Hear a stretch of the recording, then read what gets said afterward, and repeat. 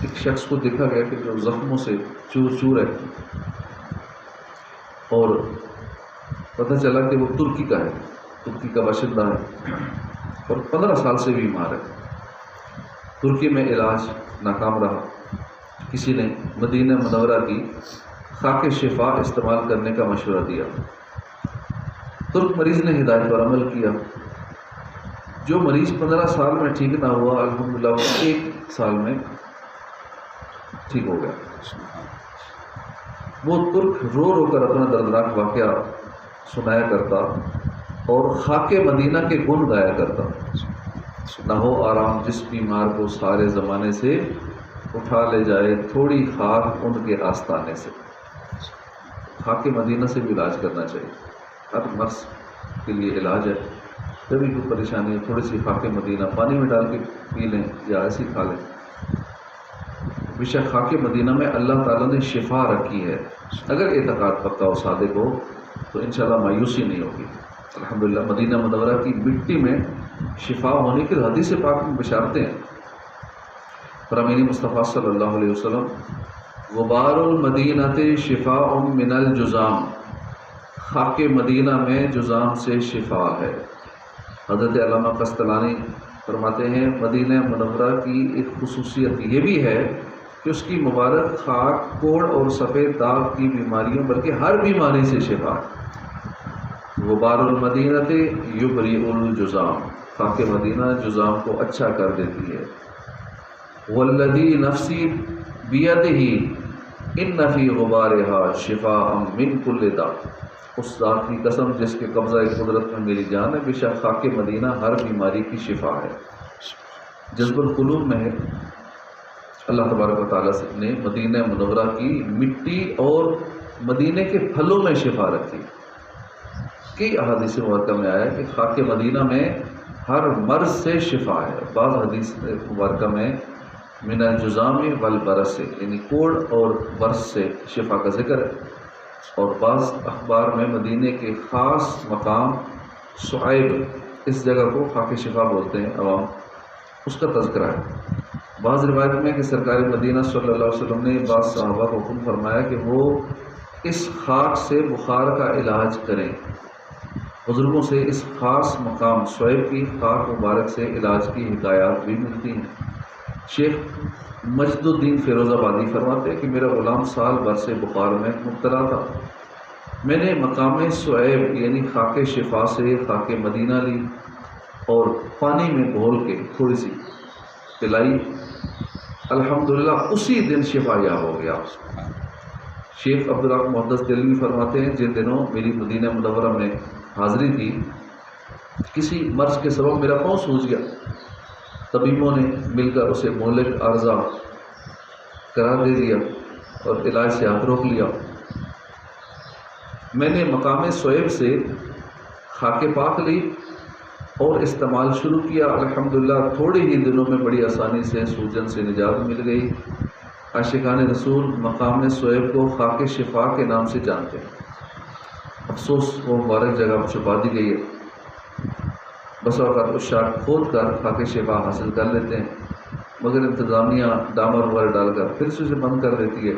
اس مقام پہ ہم گئے تھے اور وہاں جو مقامی ٹیکسی والے جو اکثر زیارتوں کے بارے میں تفصیلی جانتے ہیں تو وہ وہاں لے جاتے ہیں اور وہاں پہ پھر جگہ دکھا دیتے ہیں کہ کہاں سے وہ خاک نکالنی ہے۔ ویسے تو کچھ بار وہ بند کر دیتے ہیں لیکن پھر بھی کافی ہم نے وہاں سے اکٹھی کر کے لے آئے تھے۔ وہاں پہ صحابہ کرام کے گھر اب بھی موجود ہیں لیکن اب صرف دیواریں باقی ہیں، جہاں پہ جو صحابہ کرام وہاں اصحاب صفہ والے تھے، چبوترے میں جو پڑھا کرتے تھے، وہ صحابہ جس کی شادی ہوتی تھی تو اس کو سرکار صلی اللہ علیہ وسلم وہاں شفٹ کر دیتے تھے، گھر بناتے تھے، وہاں صحابی شفٹ ہوتے تھے۔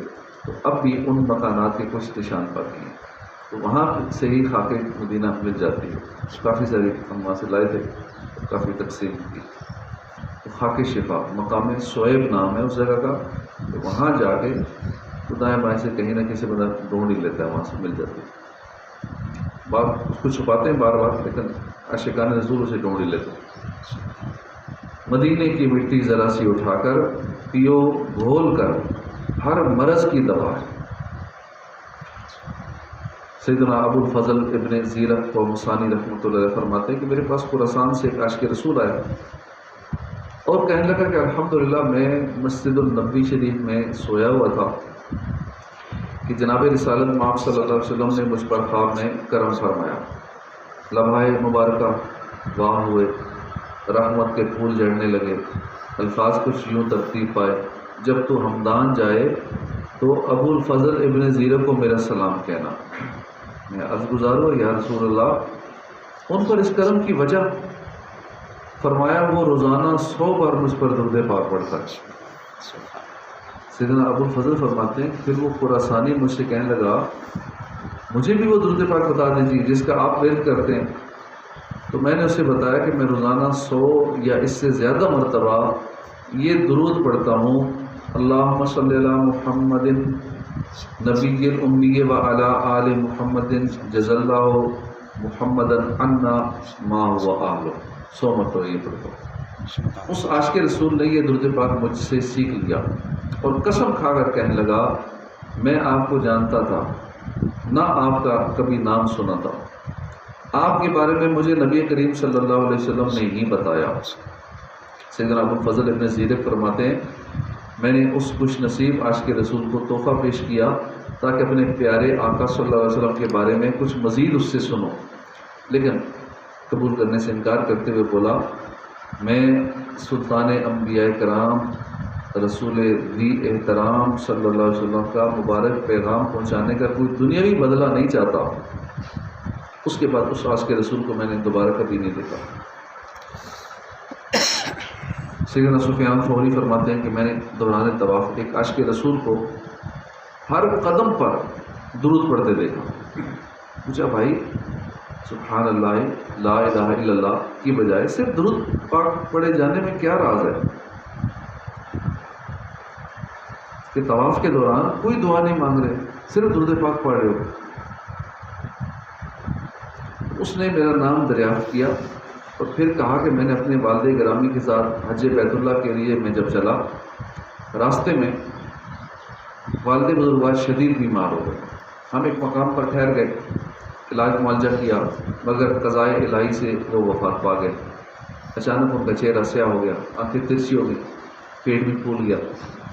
یہ دیکھ کر میں گھبرا گیا، روتے ہوئے پڑا انا للہ و انا الیہ راجعون۔ میں نے مرحوم کے چہرے پر چادر اڑا دی۔ اسی پریشانی کے عالم میں مجھے نیند نے آ گھیرا۔ میں نے خواب میں انتہائی صاف ستھرے لباس میں ملبوس حسن و جمال کے پیکر معطر بزرگ کی زیارت کی۔ ایسا حسن و جمال والا شخص میری آنکھ نے کبھی نہیں دیکھا تھا اور ایسی خوشبو بھی میں نے کبھی نہیں سونگھی تھی۔ وہ میرے والد مرحوم کے قریب تشریف لائے، چادر اٹھائی، اپنا نورانی ہاتھ چہرے میں پھیرا۔ دیکھتے ہی دیکھتے مرحوم کے چہرے کی سیاہی ختم ہو گئی اور نور میں تبدیل ہو گئی، آنکھیں اور پیٹ بھی درست ہو گئے۔ جب وہ نورانی بزرگ واپس جانے کے لیے پلٹے تو میں ان کے دامن سے لپٹ گیا۔ عرض کی آپ کون ہیں جن کے سبب اللہ نے میرے والد مرحوم پر اس ویرانے میں یہ احسان فرمایا؟ فرمایا کیا تم مجھے نہیں پہچانتے؟ میں صاحب قرآن محمد بن عبداللہ صلی اللہ علیہ وسلم ہوں۔ تمہارے والد گناہ گار تھے لیکن مجھ پر درود پڑا کرتے، گناہ گار تھے لیکن مجھ پر کثرت سے درود بھیجتے تھے۔ جب یہ اس تکلیف میں مبتلا ہوئے تو مجھ سے فریاد کی تھی، اور بے شک جو مجھ پر کثرت سے درود پڑتا ہے میں اس کی فریاد سنتا ہوں۔ پھر میری آنکھ کھل گئی، میں نے دیکھا کہ حقیقت میں میرے والد صاحب کے چہرے پر نور آ چکا اور پیٹ بھی اپنی اصلی حالت پر آ چکا۔ محبوب رب غنی آقا مکی مدنی صلی اللہ علیہ وسلم نے صلح حدیبیہ کے موقع پر سیدنا عثمان غنی کو اپنا سفیر بنا کر مکے میں بھیجا، کفار سے مذاکرات کریں، کیونکہ ان لوگوں نے یہ طے کیا تھا کہ اس سال شاہ خیر الانام صلی اللہ علیہ وسلم اور صحابہ کرام کو مکہ مکرمہ میں داخل نہیں ہونے دیں گے۔ سیدنا عثمان غنی گھر میں کعبہ پہنچے، انہیں بتایا گیا کہ اس سال آپ لوگ حج نہیں کر سکتے۔ کفار مکہ نے سیدنا عثمان غنی رضی اللہ عنہ سے کہا چونکہ آپ یہاں آ گئے اس لیے آپ چاہیں تو آپ طواف کر لیں۔ سیدنا عثمان غنی کو اللہ کے پیارے نبی صلی اللہ علیہ وسلم کے بغیر طواف کرنا گوارا نہ ہوا، لہذا فرمایا کہ میں اس وقت تک طواف کعبہ نہیں کروں گا جب تک حضور طواف نہ کر لیں۔ سبحان اللہ، اللہ کی رحمت ان کے صدقے ہماری بے حساب مغفرت۔ راکب دوش مصطفیٰ سید الاسقیاء، برادر شہید کربلا، جگر گوشہ فاطمہ، امام حسن مصطفیٰ رضی اللہ عنہ، ایک مرتبہ فرمایا کہ میں بہت شرمندہ ہوں، اللہ سے کس طرح ملاقات کروں گا۔ افسوس اس کے گھر، پاک گھر یعنی کعبہ شریف تک کبھی پیدل چل کر نہیں آیا۔ اس کے بعد آپ 20 بار مدینہ منورہ سے مکہ مکرمہ حج کے لیے پیدل آئے، لیکن بس میں بھی 7-8 گھنٹے لگ جاتے ہیں۔ آپ پیدل 20 مرتبہ آئے، امام حسن مصطفیٰ۔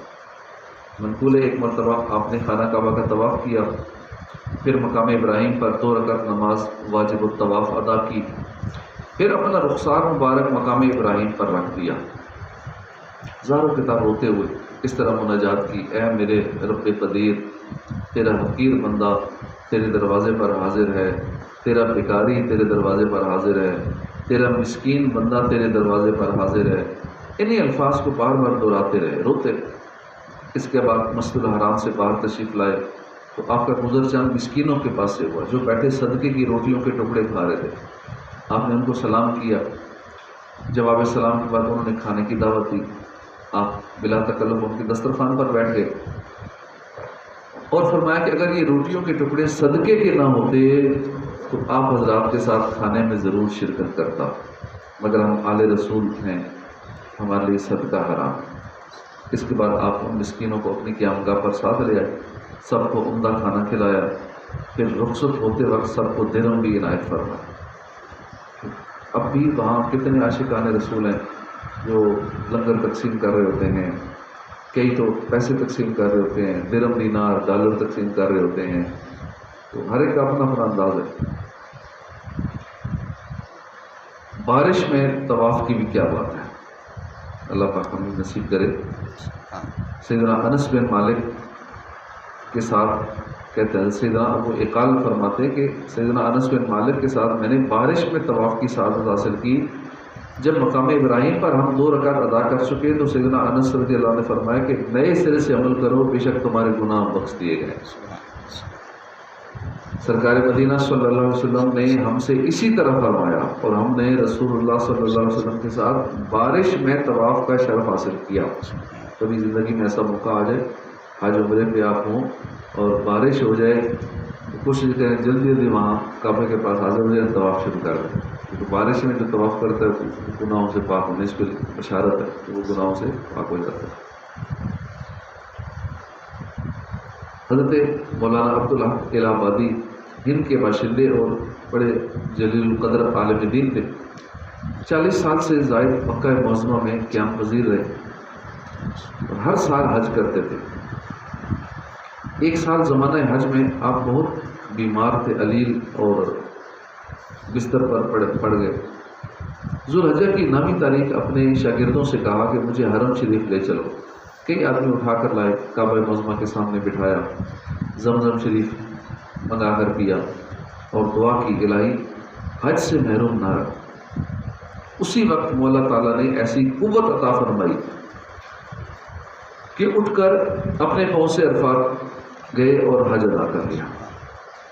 اگر یقین موقع ہو تو بے شک آب زمزم پینے کے بعد جو دعا مانگی جائے قبول ہوتی ہے، کیوں نہ ہو۔ فرمان مصطفیٰ صلی اللہ علیہ وسلم ہے، زمزم جس مراد کے لیے پیا جائے اسی کے لیے ہے، یہ زمزم اس لیے ہے جس لیے اس کو پیے ہوئے، اسی زمزم میں جنت ہے، اسی زمزم میں کوثر ہے۔ زمزم جب بھی پئیں تو اپنی کوئی نیت رکھ لیں کہ میں اس لیے پی رہا ہوں میرا فلاں مسئلہ حل ہو جائے، پھر گلاس پئیں، پھر نیت کر لیں اب میں اس لیے پی رہا ہوں میری فلاں بیماری ٹھیک ہو جائے، پھر کہہ رہے ہیں میں اس لیے پی رہا ہوں مجھے یہ حاجت ہے، مجھے مال چاہیے، مجھے جنت چاہیے، جو چاہیے بس وہ حاجت کر کے پیتے رہیں۔ تو جب بھی زمزم پئیں اس طرح کی کوئی نیت کر لیں، تو جس مقصد کے لیے پئیں گے انشاءاللہ آب زمزم وہ کام کر دے گا، اسی کام کے لیے۔ حمزہ بن واصل اپنے والد گرامی سے نقل کرتے ہیں حرم محترم میں ایک آدمی نے ستو کھایا اور اس ستو کے اندر سوئی تھی جو حلق میں چبھ گئی اور اس کی جان پر بن گئی. لاکھ جتن کے باوجود آرام نہ آیا. اس نے کراتے ہوئے کہا کہ میرا آخری علاج زمزم ہے, مجھے آب زمزم پلاؤ, انشاءاللہ میں ٹھیک ہو جاؤں. جب زمزم پلایا گیا تو الحمدللہ اس کی برکت سے آپ کو صحت مل گئی. راوی کہتے ہیں میرے والد صاحب نے اس آدمی کو کئی دن بعد حرم شریف میں دیکھا کہ وہ پرسکون ہے اور مکمل صحت یاب ہو چکا ہے. حلق میں سوئی چبھ جانا کتنی خطرناک مسئلہ ہے, لیکن زمزم کی برکت سے یہ مسئلہ بھی حل ہوتا. ایک یمنی جو کہ استسقا کی پیٹ بڑھ جانے والا مرض ہوتا ہے تو بہت پیاس لگتی ہے, استسقا کے مرض میں مبتلا تھا. یمن کے طبیبوں نے اسے لاعلاج قرار دے دیا. مکہ مکرمہ حاضر ہوا, یہاں کے طبیبوں نے بھی معذرت کر لی. اللہ نے اس کے دل میں ڈالا کہ وہ آب زمزم پیے, چنانچہ اس نے خوب پیٹ بھر کر آب زمزم پیا اور اللہ کے فضل و کرم سے وہ شفا یاب. تو مکے کی گلیاں دکھا یا الہی, وہاں خوب زمزم پلائی آئی. لیکن کئی لوگ وہاں جا کے بھی زمزم کی بجائے دوسرا منرل واٹر پی رہے ہوتے ہیں, کیونکہ وہاں لوگ تقسیم کر رہے ہوتے ہیں, بوتلیں تقسیم کر رہے ہیں یا ہوٹل میں منرل واٹر پی رہے ہوتے ہیں. جب وہاں جانا ہے تو پھر اور پانی کیوں پئیں؟ زمزم ہی پینا چاہیے. توجہ نہ ہونے کی وجہ سے یا زمزم کی محبت یا زمزم کے فضائل معلوم نہ ہونے کی وجہ سے یا سستی کی وجہ سے ایسا کرتے ہیں. تو وہاں تو ہر وقت ہی زمزم کی بوتل اپنے بیگ میں رکھنی چاہیے. ہوٹل میں ہے تو وہاں بھی اپنے ساتھ زمزم کی بوتلیں بھر کے ہوٹل میں ہر وقت پڑی رہیں کہ جب بھی پئیں صرف زمزم پئیں. کہ اگر آپ 15 دن یا 20-21 دن وہاں قیام کر رہے ہیں تو اس میں جو بھی نیا خون بنے, جو نیا گوشت بنے, جو کوئی جسم کا نیا ایسا بنے تو وہ زمزم سے بنے. انشاءاللہ فٹ فاٹ ہو جائیں گے. زمزم میں ایسی شفا ہے, کیونکہ وہاں جا کے بھی لوگ زمزم نہیں پی لیتے. ٹھیک ہے, جب حرم میں گئے تھوڑا پی لیتے ہیں, اس کے علاوہ باقی منرل واٹر ساتھ رکھا ہوا ہے, ہوٹلوں میں وہی پی رہے ہیں, سفر میں وہی پی رہے ہیں. کیوں کوئی اور پانی پیے زمزم کے ہوتے ہو؟ اس لیے مکے میں ہوں, چاہے مدینے میں ہوں, چاہے کہ سفر میں ہوں, ہوٹل میں ہوں, زمزم ہی پئیں. اپنے ساتھ ہر وقت بوتلیں بھر کے رکھیں تو انشاءاللہ خوب کرم ہوگا. اب یہاں تو ہم پیتے ہیں چھوٹے چھوٹے گلاسوں میں, چھوٹی چھوٹی پیالیوں میں زمزم کوئی ہمیں دیتا ہے حاجی, تو وہاں تو پھر جی بھر کے پئیں, پوری بوتلیں پئیں, رج کے پئیں. اس لیے وہاں جا کے اس کا فائدہ اٹھانا چاہیے. ادھر ہم ٹھیک ہے کھل کے نہیں پی سکتے, مکس کر کے پیتے ہیں, لیکن وہاں تو خالص زمزم ہے اور وہ بھی جتنا مرضی پئیں کم نہیں ہوتا. پوری دنیا میں جا رہا ہے لیکن کم نہیں ہوتا. اللہ نے ایسی برکت رکھی ہے زمزم کے اندر. اللہ پاک بار بار مکہ مدینے کی حاضری نصیب فرمائے. آمین بجاہ نبی الامین صلی اللہ علیہ وسلم.